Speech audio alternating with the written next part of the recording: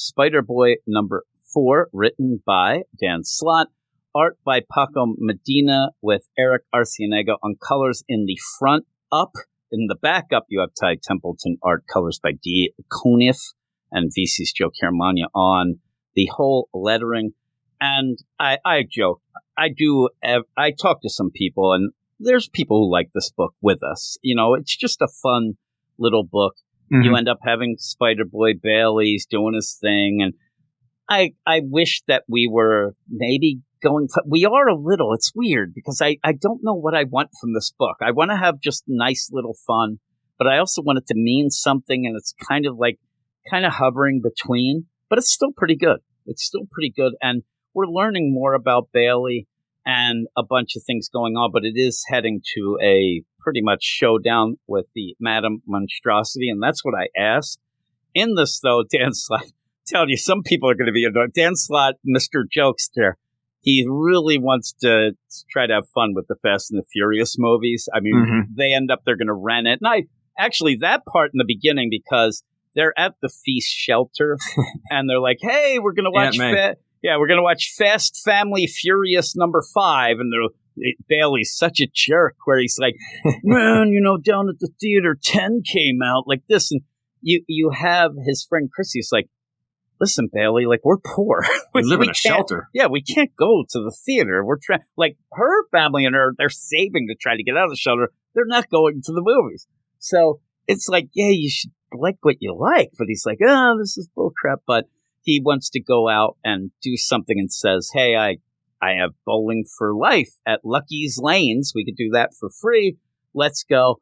This was already kind of spelled out, the idea that he doesn't get food, but it wasn't it? Yeah, like he just doesn't listen. I think that maybe Dan Slott forgot that he set that up or something, because right away he wanted nachos and he couldn't get them. He tries to get nachos again. Maybe he's trying to swindle this other guy who's like the worker, but they're bowling, they're having fun. It's that free thing to do. And then he's like, yo, my man. I like where he's like, 2 orders of celebratory nachos, my good man.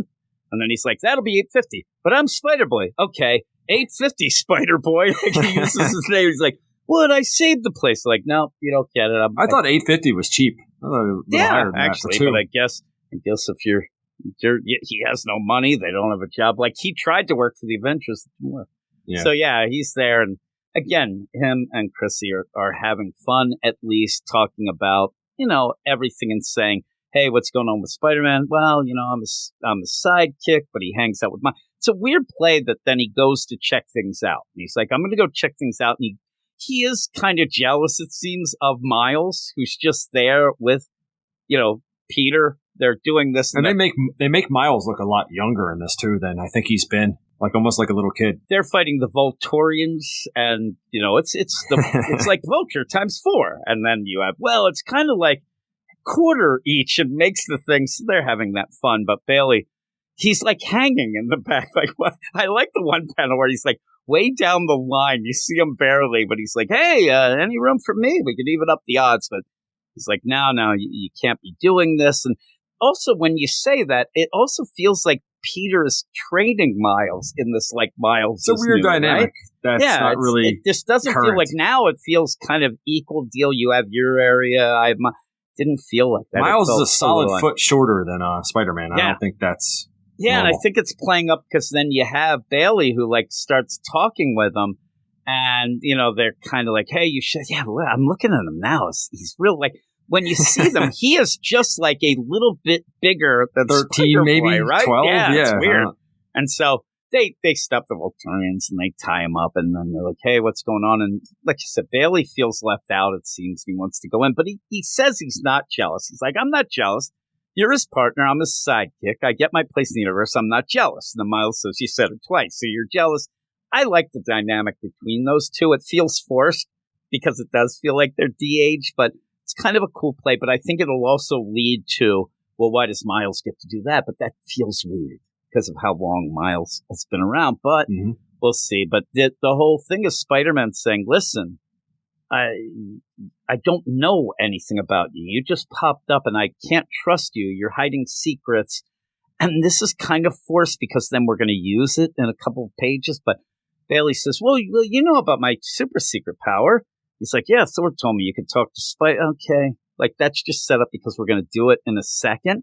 Mm-hmm. But then we just have this weird kind of forced issue where Bailey thinks that Chrissy and also Pete, like, nobody likes him because he can spider out. He ends up being a monstrosity because he's sleeping. He's having a nightmare. Chrissy comes and says, hey, are you okay? And he jumps up and he's kind of half Spider Boy and he's turning into the spider. And she freaks out, but not because he should know better, right? I mean, she's seen him, and she even says, but she started because he like jumps up at her. Did she see him without his mask on though? He's, it's kind of frightening without the mask. She says, I was just shocked that he jumped up.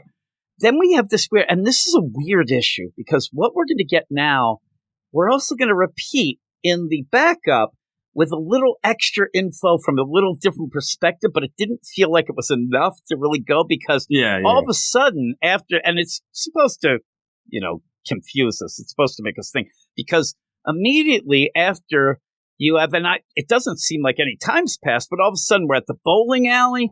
Then I didn't realize that we changed then to a different place. And then we're at the movie theater, like all these places where it looks like full out spidered out Spider Boy, but is there eating nachos, which could, okay, well, he wanted nachos. He didn't get them. Maybe he's doing, but even then I thought if it is him, he's being kind of like he can't control himself, right? There's no reason at this point to not think it's him because it's this costume and everything. It's weird because you don't think of it as what he's doing is awful. You almost think that it's, oh man, because he woke up and maybe this is sleepwalking for him and he turns into this deal. Everybody's running. And it's funny because, again, the bowling alley's broken into. Then you have what looks like is that the bowling alley still, or is that a diner? Because it looks different. But then people are just suddenly running out of the movie theater like it's the Blob. And then he's in the theater. I'm like, okay, he's getting around, but they do have cameras on him. We find out it's not him, but in a weird kind of way. But you end up where all this is going down. Word is that, oh my God, Spider Boy is out and he's spidered up and he's causing trouble. Spider-Man goes and says, hey, Miles, I'm going to cut and I'm going to go see if it is Bailey. And he goes in and Bailey, you don't think like that play. You don't think he's actually there, that this must be him. Why else wouldn't you think it? But he comes out of the bathroom. Hey, you guys, what are you doing? So that spider going around isn't Bailey. And they suit up. But I thought this was kind of fun, too, because at this point, Miles is actually fighting this other boy spider, they call it. It's not Spider Boy. But he's able to find that out because he touches Peter who fist bumped with Miles. And now because of that crazy tactile psychokinesis future. Yeah, spider sense tactile. Yeah, spider sense. Weird. That if he touches something, he can see what's going on with people who touch it as well. It's, I didn't know that happened with like high fives, but maybe the costume they're saying. And Peter was ready to throw him under the bus here too and just be done with him. You're a monster running loose. We don't want you. And that's the whole thing with Bailey's upset because they're treating him bad. And they're like, you guys know me. And yet the minute you see, but I know he's a kid, but he's got to realize at one point he starts talking like he's like a Harvard professor. I'm telling you, at one point he really does, right? But he's got to realize that even when they find this, because it is another boy spider, he's got to say at that point, well, I get it. They would think it's me, but it's not. But let's figure out what's going on. But he ends up, they go, and Miles thinks that he's fighting Spider Boy, all spidered out. And they go back and forth. And this actual, he's talking too. And he's like, hey, I'm going to get you. And I haven't. And Miles is like through exposition. I know you have this, but I have that. He says, I've heard that you have this venom bite, but I have my venom saber. Is this ever going to catch on? Miles is ready to chop his head off. I know. I don't. This venom saber, every time I see it. He doesn't need it. No, and every time I see it, I'm like. It's not on brand. A sword. He's carrying around a sword, a saber, whatever. I don't know. What is he going to do with it here if it really came down to it? Is he going to He's going to chop that monster's head right off. Chop up arms? I mean, what is he going to do? So that's going on. He's about to do it. And Bailey comes in and says, stop, you might hurt him.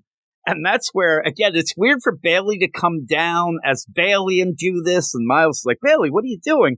But you end up having Bailey fighting.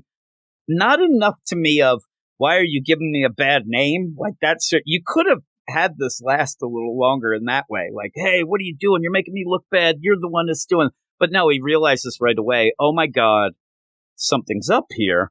I mean, this kid is even in a Spider-Boy outfit, so you have to know something is up. The same shoes. Remember the shoes? Yeah. And he starts talking Spider with him, which was established last issue. Yeah, and again was brought up. That was the crazy. That's why I think that Dan Slott's like, I got to remind people before we do this. So, hey, Spider-Man, you found out my superpower from Thor. Yes, I did. And so you have that. Also, where I go, this Venom sword it bothers me when he's like leaning it on his shoulder. Like, get that thing off your shoulder. And then Spider-Man comes swinging it. I don't know why he really brought Chrissy, but he comes swinging it with her. And, Bailey's mad. And you have, again, pretty much the crazed up Miles is going to start beheading people. And Bailey says stop and actually, like, backhands, does the flying backhand. He does that, and then Spidey goes to web up the monster, and he kicks he kicks his hand, and he goes, "Hey, you hit me mid thwip."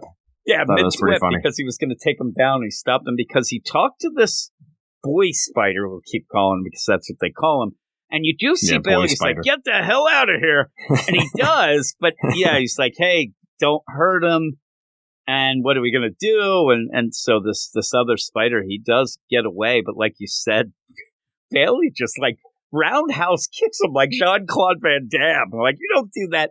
But yeah, that's Bailey's like, you guys hate me? You think I'm a monster? I heard you. When he was in the bathroom, when he came out, he said, these doors are very thin. I heard you bad-mouthing me. But they weren't really. He's so on edge thinking that he doesn't belong that I think that that's the deal. But yeah, he's like, for all my so-called friends, you think I was a monster. And you forgot me, but this is worse. This is worse because now you should at least trust me. I'm out of here. I'm done being your sidekick. I'm telling you, everybody listening, half the people are like, thank God. I like Bailey. I think he's cool. And we said before, one of the reasons I liked him was because he isn't perfect. He kind of is a jerk. He's learning. He's very flawed. Yeah. And this, he thinks everybody hates him. And so off he goes. And maybe he wants to hang with Boy Spider, but Boy Spider pretty much went right back to, Madame Monstrosity, which we'll see in a second, because that ends the front up. We get the back up, and like I said, you have it's not long, it's very quick, but it's just going back to show you, Madame Monstrosity, she made this because she ends up, it's so weird, she ends up where she sees footage, they don't remember Spider-Boy, but they kind of get his lab number.